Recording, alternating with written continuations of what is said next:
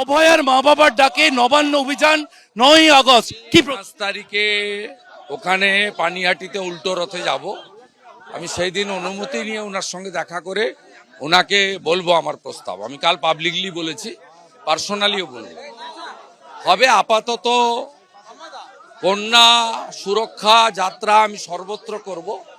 আমার যত কর্মসূচি হবে সেটা পার্টির যে কর্মসূচি, তাতে অন্য ইস্যুর সাথে এটা আমার প্রধান ইস্যু থাকবে। পশ্চিমবাংলার কোনো কন্যা, কোনো বোন দিদি মমতা বন্দ্যোপাধ্যায়ের হাতে সুরক্ষিত নয়। কোনো একটা ইন্ডিভিজুয়াল পার্টিকুলার ইস্যু নয়।